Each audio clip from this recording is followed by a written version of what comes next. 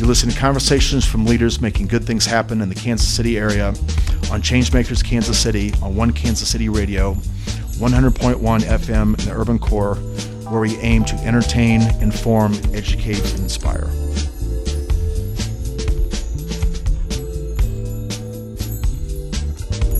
Hello, welcome to Changemakers Kansas City. This is Tim Sweeney.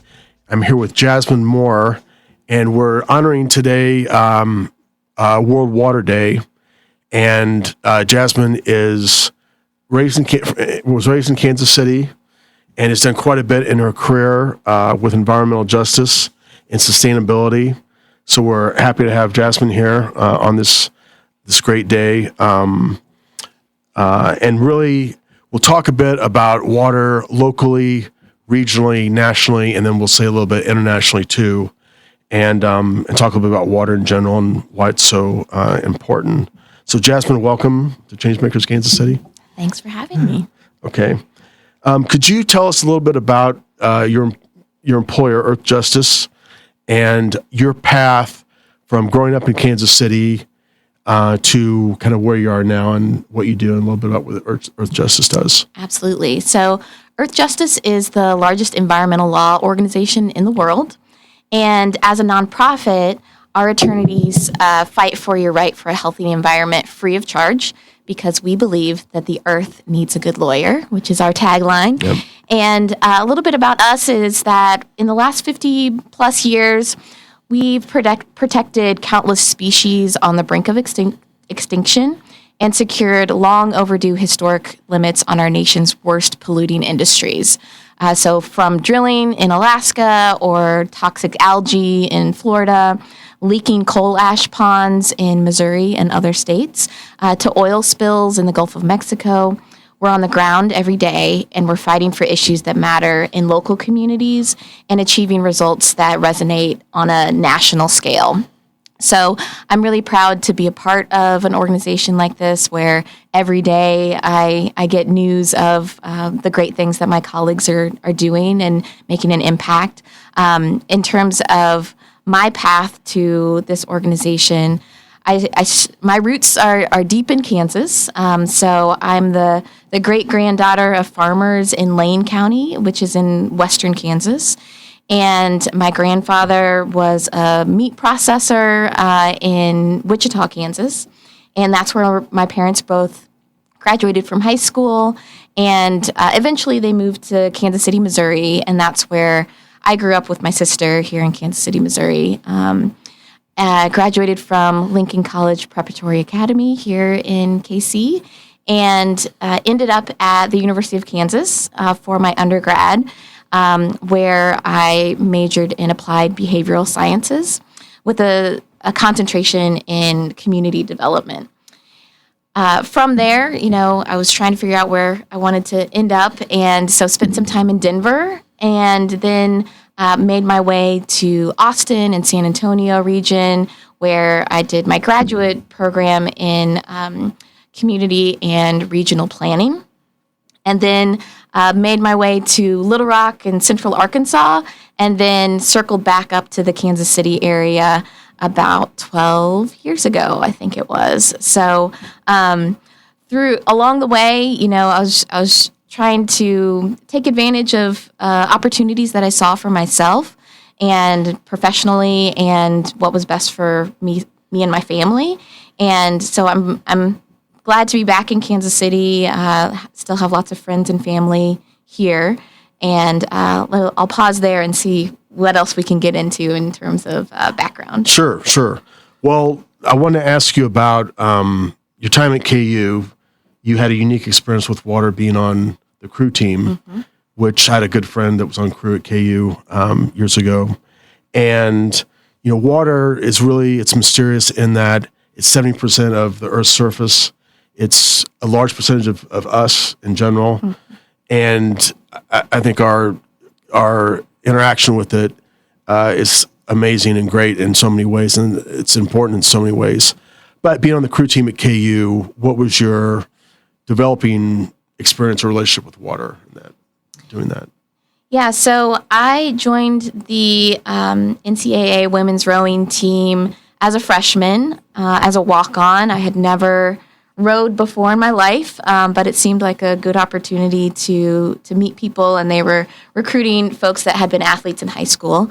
And I am on the smaller side, and so my role was the coxswain in the boat. And so for those of you that are not familiar with rowing, the coxswain is the person that sits in the very back of the boat and is essentially the coach in the boat. So we're responsible for the execution of the game plan in races. We also have to make sure that our boat is going straight so that we don't veer off into another lane. And we're making adjustments to the game plan as needed throughout the race. So I was fortunate to be a part of that team for 4 years. And that meant that I was spending hundreds of hours on the Kansas River or the Kaw throughout that period of time. And so without really trying, I got a firsthand lesson of how dependent we are on our river and how that water is a part of our everyday lives. So, every day that we were out there, we would row by the water intakes that provided about half of Lawrence's drinking water. And so it was one of those things that the coach would always say, make sure you're avoiding the intakes. And so we knew what it looked like, but it wasn't always we didn't know that that's what the purpose was, that was really drawing the water from the river so that we could drink it eventually after it's cleaned. There was one time when I almost steered our boat over the hydroelectric dam that's in Lawrence, and that hydroelectric dam actually supplies 5 megawatts of energy to our friends in KCK right now. So there's that energy connection with water as well. And we also experienced how interconnected that river system is, because when there was flooding in Manhattan, which is upstream from Lawrence, we saw the effects of that because the water would be too high and going too fast for it to be safe for us to be on the water. And so we saw that interconnectedness. When it was too dry, we couldn't practice because the water levels were too low. And so our boats would get stuck if we were out there. We also saw that people used the river for fishing. We saw people use the river as their home. We would often see tents along the side of the river. And so people were using it for shelter even.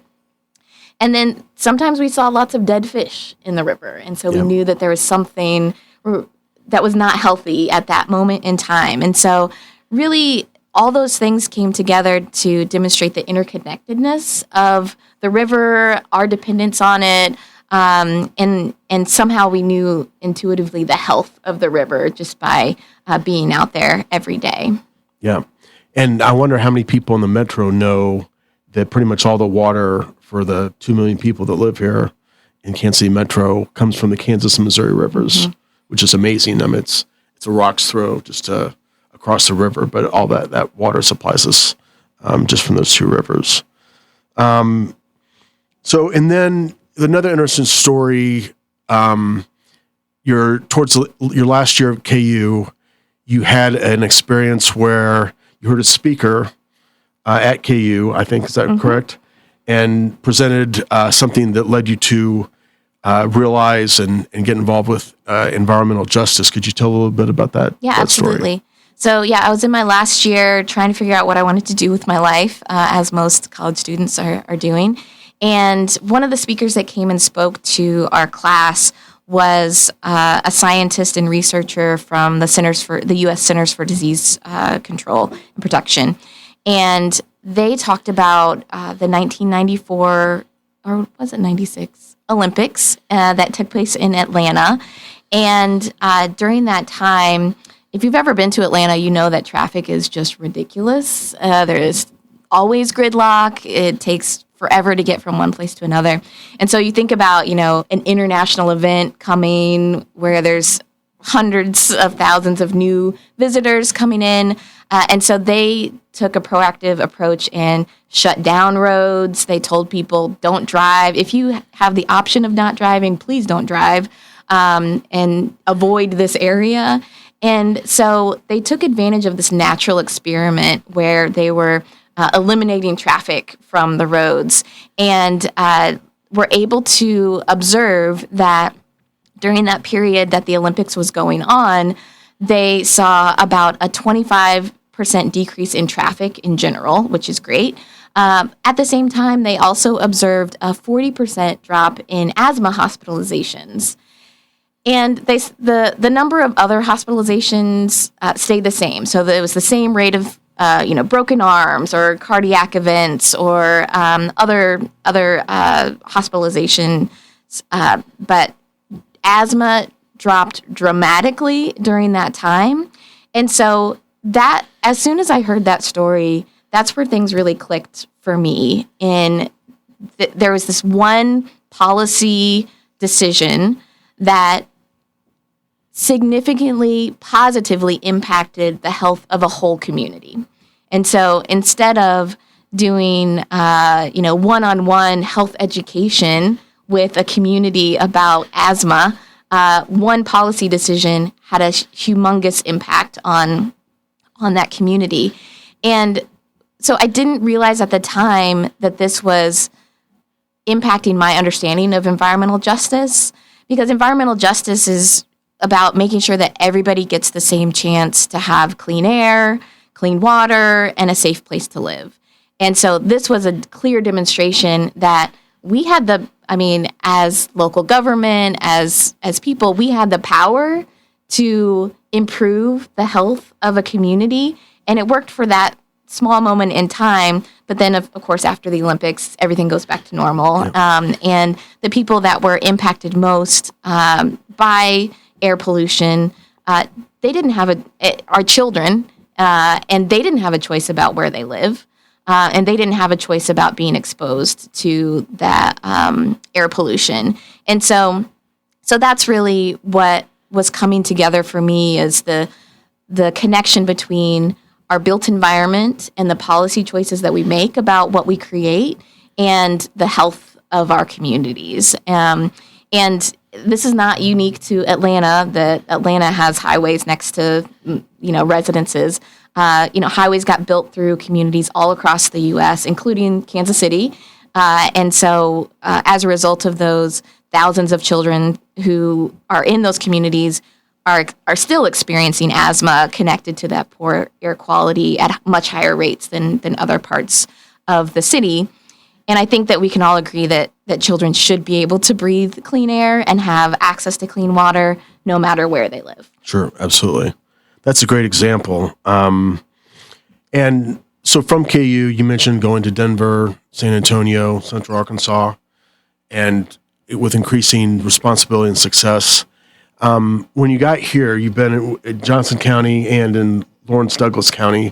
Could you say a little bit about your work here and maybe some of the things that you were involved with, some of the successes and triumphs doing sustainability work in the metro? Yeah, absolutely. So I came to Johnson County at a unique time where they had a sustainability program manager previously, and that was funded by some federal grant funds as a result of the recession. And so I was coming in on the heels of money drying up for sustainability efforts, and at the time they were really focused on energy efficiency. And so I was coming in, that money was no longer available. And at the same time in Johnson County, there was a shift in terms of politics from being more of a purple county to more of a bright red county. And when the word sustainability was starting to become a negative word associated with negative things. And so that was a challenge, because the previous 4 years where they had been working on sustainability, it had been well funded and well supported by the county leadership. And then as I was coming in, that support was shifting. And so instead of leading sustainability efforts within Johnson County government, my focus was more on collaboration at a regional level. And so built a strong relationship with the Mid-America Regional Council and the city of Kansas City, Missouri at the time, and then a nonprofit called Bridging the Gap. And we collaborated to facilitate community conversations and ultimately started a regional climate resilience strategy. And I like to talk about this as really being the seeds that grew into Climate Action KC. So there's a lot of work happening now that is a result of the work that we were putting in a decade ago.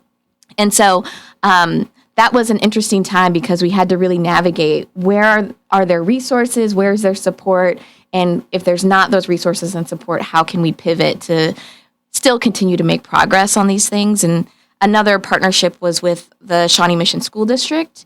And so I partnered with them to design and facilitate a sustainability youth summit. And so that really invited high school students to provide input into what they wanted to see in terms of their curriculum when it came to sustainability, and that was ultimately integrated into the K through 12 curriculum.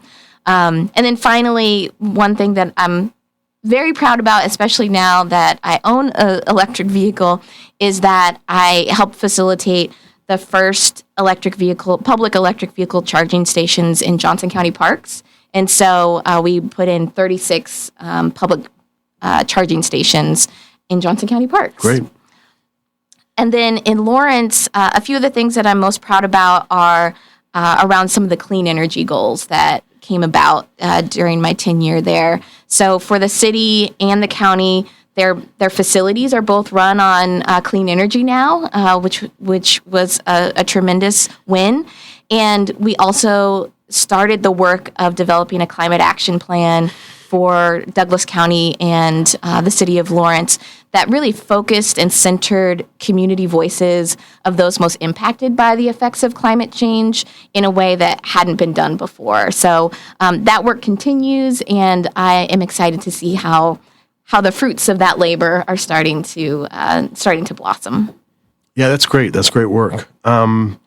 So talk a little bit about Earthjustice and also in general, maybe locally or regionally, where protections need to be done or any cases or issues that are currently going on or need to be covered in the area with sustainability and environmental justice. Well, one of the things that I always reference is, the deep bench of knowledge that we have at Earthjustice. And one of those people is my colleague, Jeremy Orr, and he is Earthjustice's Director of Litigation and Advocacy Partnership. And he often talks about the democratization of water. And there's three parts to that really apply to understanding the needs around water and our duty to better understand water. And so the first is equal access is a democratic right. So access to clean water should be a fundamental right, and ensuring access for all people reflects a commitment to the democratic principles of equality and human dignity. So first thing first, everybody should have access to clean water. The second thing is that there should be community involvement in water governance. So the active participation of communities in decision-making is really key. And I think that we saw what happens when this is not the case in Flint, Michigan, when their water was poisoned and people didn't even understand that was what was happening. And those that were impacted most were not the ones that were the decision makers. So engaging people in the management and planning processes promotes the democratic ideals of inclusivity and empowerment of people.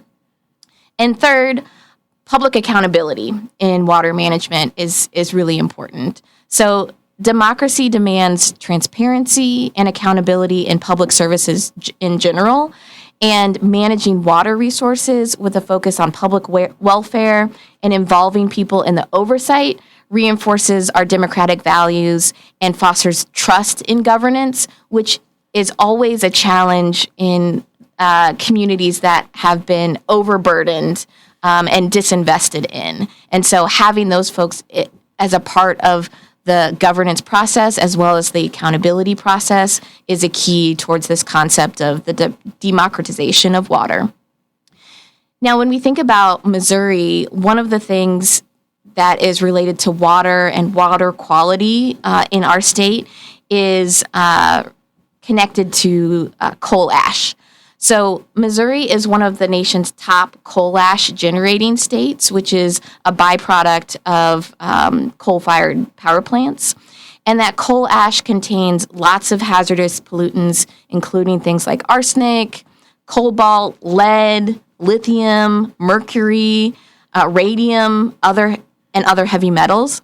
And all of those have health implications. So they've been connected to cancer and heart and thyroid disease, reproductive failure, and other harms. And when we look at the utility industry's own data, they tell us that across the country, 91% of coal plants are currently polluting groundwater above federal health standards with those toxic pollutants. And Missouri utilities are operating 43 of those regulated coal ash ponds and landfills in 16 places across the state. And that contains more than 73.4 million cubic yards of toxic waste across the state. There are 17 unregulated coal ash ponds across the state that we don't even have an idea of what pollution is happening there. And those 17 unregulated coal ash plants are disproportionately located in low-income and communities of color. Now, I will say that something to celebrate is that as a result of a settlement between the EPA, Environmental Protection Agency, and public interest groups that were represented by Earthjustice, just last year, a new EPA rule extends federal coal ash regulations to those currently unregulated coal ash ponds. And so this extends that regulation and is a major win for communities near those coal plants in Missouri as well as across the country. So that's just one example of some of the things that you might not even really think about, energy production being connected to water quality, but the byproducts of that energy creation actually has a significant negative impact on water. And all these things are interrelated. Yes, absolutely. So many things, all things environmental are interrelated. And then the environment with everything else, of course, is interrelated. Okay. And, and there's something that,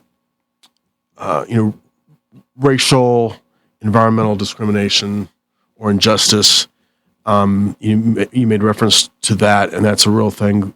That includes, people that are low income and of all different backgrounds.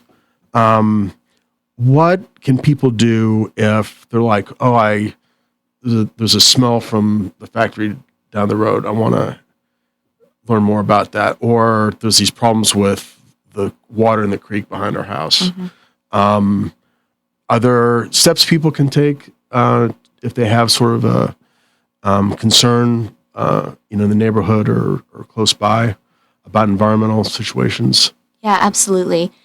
The health department is a great resource. So if there's something suspicious happening as it relates to the environment, the health department is always a great first stop to get their take on. And I also want to share that even beyond things outside of your house, if there are things inside of your house that also don't seem right, the city of Kansas City, Missouri actually has a great program that's specifically designed for renters, because renters are a population that oftentimes haven't had the authority or leverage to get correction when there's a leak or there's mold or there's a smell in the water or there's no water at all being provided to a rental. And so several years back, the City of Kansas City, Missouri Health Department instituted a Healthy Homes rental inspection program. And so the whole concept is that as a renter, you have the right to a safe and healthy home environment.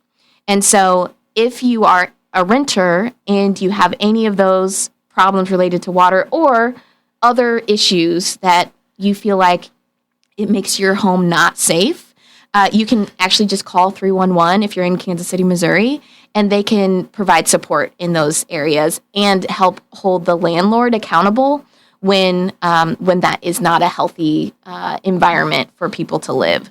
So I wanted to add that, and then also that Bridging the Gap, which is that local environmental nonprofit, they have a program for renters and homeowners as well. That's called Leak Stoppers. And so it provides qualifying customers with free water saving kits, and they can come in, take a look around, see what opportunities there are, and install kits that can save up to $100 a year. That's great to hear, and thanks for the. I know with healthy homes, enforceability is a big part of that. We're always moving towards greater enforceability. And I'd like to also give a shout out to my employer, Bridging the Gap, one of my employers, for doing that great work. And internationally, World Water Day is a UN day, United Nations Day, and 701 million people don't have access to clean drinking water, where they live. And the numbers are much higher into the 2 billions for folks that don't have a toilet or a sink that they can access. So internationally, there's still great challenges. There's been steady progress towards decreasing those numbers of people that are without those basic necessities that are human rights. But it's a reminder that we should be grateful for what we have here in the United States, but also that there's a lot of work to do with environmental justice, including all things water. You mentioned Flint, Michigan, and also Jackson, Mississippi had their own issues. So when we think about water and its, a certain mystique or mystery to it, and all the good that it provides, I think the Greeks said water is best. It's on a couple temples, I think, somewhere in ancient Rome.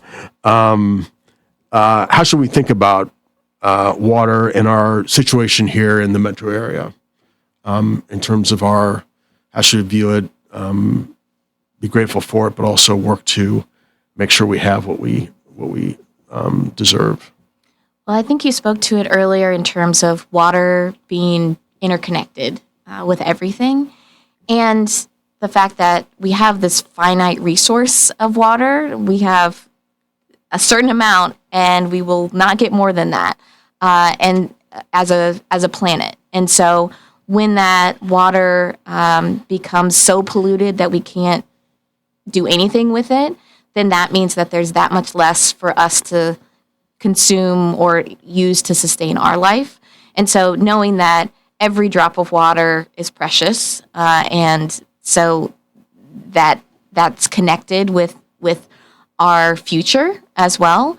I think another important piece in thinking about our connection with even the rest of the world is we know that water can create peace or spark conflict. So when that water is scarce or polluted, or when people are struggling for access, that makes tensions rise. And by cooperating on water, we can help balance and make sure everybody's needs are met. So that's an important piece. And that prosperity and peace really rely on water. So as nations are managing climate change and the climate crisis, mass migration is happening, there's political unrest, and water cooperation has to be at the heart of those considerations.